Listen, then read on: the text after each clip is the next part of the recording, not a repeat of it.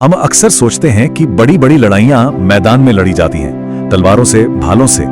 पर क्या हो अगर मैं कहूं कि इतिहास की सबसे बड़ी लड़ाई की नींव किसी युद्ध के मैदान में नहीं बल्कि एक पालने में रखी गई थी। जी हां, आज हम कुरु वंश की कहानी में बहुत गहरे उतरने वाले हैं, ये देखने के लिए कि कैसे दो तरह के जन्मों ने एक पूरे साम्राज्य का मुकद्दर और एक महायुद्ध की पूरी पटकथा लिख डाली। तो सवाल यही उठता है ना कि क्या हस्तिनापुर का भविष्य वाकई तलवारों से लिखा जाना था, या ये सब कुछ उसी दिन तय हो चुका था जिस दिन दो राजकुमारों का जन्म हुआ। चलिए इस गुत्थी को सुलझाने के लिए कहानी के बिल्कुल शुरू में चलते हैं। तो हमारी ये पड़ताल, ये खोज शुरू होती है हस्तिनापुर के एक बहुत ही महान राजा से, राजा पांडु। सोचिए, एक ऐसा राजा जिसके पास सब कुछ था, ताकत, इज्जत, एक बड़ा साम्राज्य, लेकिन बस एक गलती, जंगल में चलाया गया सिर्फ एक तीर, और उसी एक तीर से एक ऐसा श्राप पैदा होने वाला था जो पूरे के पूरे कुरु वंश के भविष्य को ही दांव पर लगा देगा। देखिए, राजा पांडु का निशाना अचूक था। वो एक बेमिसाल शिकारी थे, और उस दिन घने जंगल में जब उनकी नजर हिरण के एक जोड़े पर पड़ी तो बस शिकारी वाला स्वभाव जाग उठा। उन्होंने ज्यादा सोचा नहीं और बाण चला दिया, पर उन्हें जरा भी अंदाजा नहीं था कि ये तीर सिर्फ एक जानवर को नहीं बल्कि हस्तिनापुर की किस्मत को लगने वाला था। अफसोस, वो कोई आम हिरण नहीं थे, वो थे ऋषि किंदम अपनी पत्नी के साथ। और मरते मरते ऋषि अपने असली रूप में आ गए और उन्होंने पांडु को वो भयंकर श्राप दिया। ये श्राप सिर्फ पांडु की मौत का फरमान नहीं था, नहीं, ये तो हस्तिनापुर के सिंहासन को सूना कर देने वाला श्राप था। एक ऐसा श्राप जो उसे वारिस से महरूम कर देता। और बस उस श्राप और अपने किए के पछतावे के बोझ तले राजा पांडु पूरी तरह टूट गए। उन्होंने राजपाट सब छोड़ दिया और वनवास पर चले गए। अब सोचिए, हस्तिनापुर का सिंहासन खाली और पूरे साम्राज्य के सामने बस एक ही सवाल गूंज रहा था, अगला राजा कौन होगा। तो एक तरफ हस्तिनापुर का भविष्य बिल्कुल अंधेरे में डूबा हुआ लग रहा था, लेकिन तभी उम्मीद की एक रोशनी नजर आई, एक पुराने, लगभग भुला दिए गए राज से। ये कोई इंसानी हल नहीं था, नहीं, ये तो एक दैवीय समाधान था। एक ऐसा राज जिसमें इतनी ताकत थी कि वो खुद देवताओं को धरती पर आने के लिए मजबूर कर दे। और ये राज, ये छिपा था पांडु की पत्नी कुंती के पास।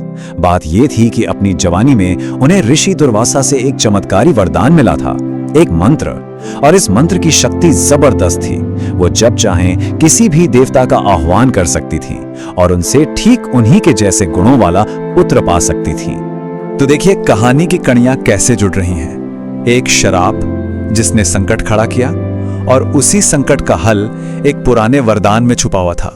मतलब किस्मत ने अगर एक दरवाजा बंद किया तो दूसरा दरवाजा खोलने का इंतजाम भी पहले से ही कर रखा था। और बस यहीं से कहानी एक ऐसा मोड़ लेती है जिसकी किसी ने कल्पना भी नहीं की होगी। कुरु वंश को बचाने के लिए कोई इंसान या राजकुमार नहीं बल्कि खुद देवता जमीन पर उतरने वाले थे। जी हाँ, ये कहानी है पांडवों के जन्म की, जहां हर बेटा अपने साथ स्वर्ग का एक टुकड़ा लेकर पैदा हुआ। और सबसे दिलचस्प बात पता है क्या है? हर पांडव अपने आप में एक दैवीय गुण का प्रतीक था। देखिए, धर्मराज से आए युधिष्ठिर, धर्म और न्याय की मूरत। पवन देव से आए भीम, जिनके अंदर बेहिसाब ताकत थी। देवराज इंद्र ने अर्जुन जैसा धनुर्धर दिया जिसका कोई सानी नहीं था। और आखिर में अश्विनी कुमारों से नकुल और सहदेव का जन्म हुआ, जो सुंदरता और ज्ञान का मिलाजुला रूप थे। ये सिर्फ एक परिवार नहीं बन रहा था, ये तो जैसे दैवीय ताकतों की एक पूरी टीम तैयार हो रही थी। चलिए अब कहानी का रुख वापस हस्तिनापुर के महल की तरफ मोड़ते हैं, क्योंकि जहां एक तरफ जंगल में देवताओं के अंश जन्म ले रहे थे, वहीं दूसरी तरफ महल में इस खबर ने खुशी नहीं बल्कि एक बहुत ही मानवीय और बहुत ही खतरनाक जज्बे को हवा दे दी थी। और वो जज्बा था ईर्ष्या का। रानी गांधारी, जो पिछले 2 साल से गर्भवती थी, लेकिन बच्चे का जन्म हो ही नहीं रहा था। अब जब उन्होंने सुना कि कुंती को एक एक करके बेटे हो रहे हैं, तो बस वो जलन और निराशा की आग में जल उठी। और उसी हताशा में उन्होंने एक ऐसा कदम उठा लिया जिसके बारे में कोई सोच भी नहीं सकता। उन्होंने अपने ही गर्भ पर जोर से वार कर दिया, और इसका नतीजा बहुत ही चौंकाने वाला था। उनके गर्भ से कोई बच्चा पैदा नहीं हुआ, बल्कि लोहे जैसा सख्त मांस का एक टुकड़ा बाहर आया।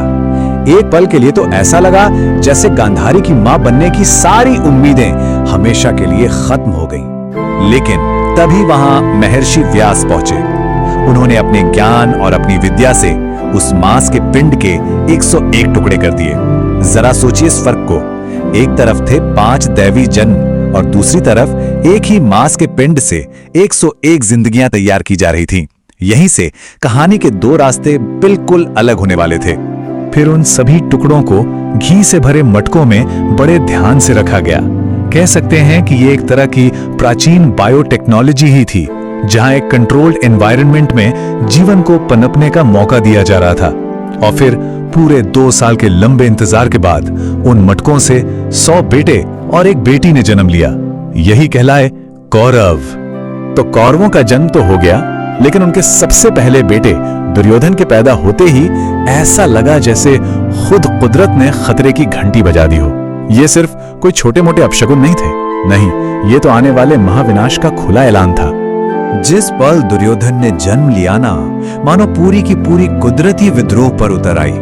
गीदड़ और सियार चीखने लगे, भयानक आंधियां चलने लगी, और सबसे डरावना संकेत, वो पैदा होने पर एक बच्चे की तरह रोया नहीं, बल्कि एक गधे की तरह रेंका। ये मामूली बातें नहीं थी, ये साफ साफ भविष्य की चेतावनी थी। विदुर जैसे जो ज्ञानी लोग थे, वो इन इशारों का मतलब फौरन समझ गए। उन्होंने राजा धृतराष्ट्र को बिल्कुल सीधी और कड़वी सलाह दी। उन्होंने कहा, अगर आपको कुरुवंश को बचाना है तो इस एक बेटे को त्याग दीजिए। लेकिन अफसोस, राजा धृतराष्ट्र बेटे के मोह में अंधे हो चुके थे। उन्होंने हर चेतावनी, हर सलाह को नजरअंदाज कर दिया और अपने बेटे को बचाने का फैसला कर लिया। और बस यही वो फैसला था जिसने कुरुवंश के विनाश की कहानी पर आखिरी मोहर लगा दी। तो अब हमारे सामने कहानी के दोनों पहलू हैं, एक तरफ पांडव और दूसरी तरफ कौरव। चलिए अब जरा एक कदम पीछे हटते हैं और ये समझने की कोशिश करते हैं कि इन 2 तरह के जन्मों की कहानी का असल मतलब क्या है। एक ही वंश पर 2 तरह के जन्म और 2 बिल्कुल अलग अलग किस्मतें। देखिए, फर्क बिल्कुल साफ है। एक तरफ है पांडव, जिनका जन्म हुआ एक दिव्य वरदान से, एक जरूरत के तहत, धर्म को बचाने के लिए। और दूसरी तरफ है कौरव, जिनका जन्म हुआ इंसानी जलन और निराशा की कोख से। एक का मकसद था संतुलन बनाना, तो दूसरे का मकसद था सिर्फ और सिर्फ सत्ता हासिल करना। मतलब उनके जन्म की बुनियाद में ही उनके भविष्य की झलक छिपी हुई थी। और शायद यही इस पूरी कहानी का सबसे बड़ा सबक है कि जन्म आपको एक शुरुआत दे सकता है, हाँ, एक रास्ता दिखा सकता है, लेकिन आपकी मंजिल कौन सी होगी ये तो आपके कर्म ही तय करते हैं। किस्मत ने पांडवों और कौरवों दोनों को अलग अलग रास्तों पर लाकर जरूर खड़ा कर दिया था, लेकिन उस रास्ते पर आगे कैसे चलना है ये फैसला तो उन्हें खुद करना था। और आखिर में ये कहानी हमें उसी एक सदियों पुराने सवाल के सामने लाके छोड़ देती है कि हमारा भविष्य कितना हमारे पैदाइश से तय होता है और कितना हमारे अपने कर्मों से। पांडवों और कौरवों की ये कहानी इसका कोई सीधा सा जवाब नहीं देती। तो चलिए अब दुर्योधन के जन्म के इस गहरे अंधकार से बाहर निकलते हैं और कहानी को एक बिल्कुल अलग, एक रोशन मोड़ देते हैं। अब हम बात करेंगे एक ऐसे राजकुमार की जिसका जन्म श्राप नहीं बल्कि एक दिव्य वरदान था।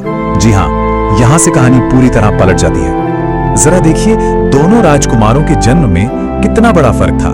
एक तरफ दुर्योधन, जो मांस के एक पिंड से घी के घड़े में पला बड़ा, प्रकृति के हर नियम के खिलाफ, और दूसरी तरफ नकुल, जिसे साक्षात दिव्य अश्विनी कुमारों ने वरदान में दिया था। मतलब एक का जन्म था विनाश का संकेत, तो दूसरे का जन्म दिव्यता का प्रतीक। अब सवाल उठता है कि ये अश्विनी कुमार थे कौन?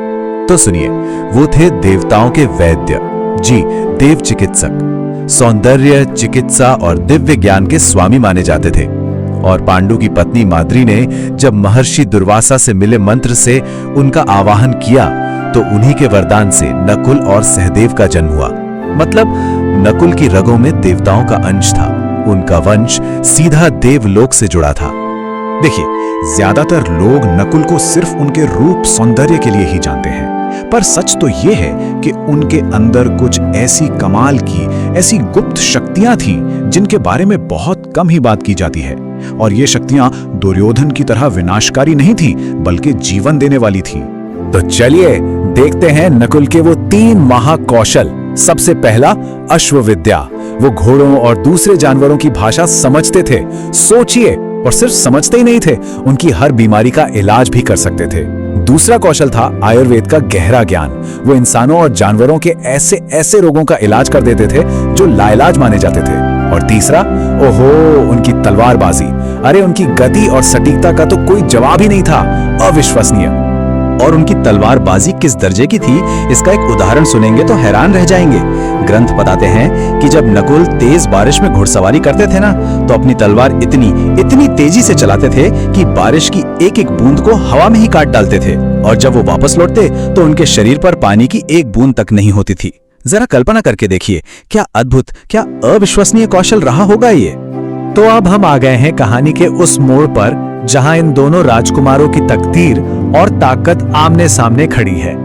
एक तरफ है नियति का लिखा, यानी दुर्योधन का वो अशुभ जन्म, और दूसरी तरफ है इंसान का कमाया हुआ कौशल, यानी नकुल की वो दिव्य शक्तियां। अगर दोनों की तुलना करें तो तस्वीर बिल्कुल साफ हो जाती है। दुर्योधन का जन्म अपशकुन और प्रकृति के विरुद्ध, नकुल का जन्म दिव्य वरदान। दुर्योधन की प्रकृति विनाशकारी, जिसे कलयुग का अवतार कहा गया, वहीं नकुल की प्रकृति जीवन देने वाली। दुर्योधन ने चुना अहंकार और विनाश का रास्ता, और नकुल ने चुना कौशल और संरक्षण का रास्ता। दो भाई, दो बिल्कुल अलग दुनिया। तो हम वापस घूम फिरकर उसी पहले सवाल पर आ जाते हैं।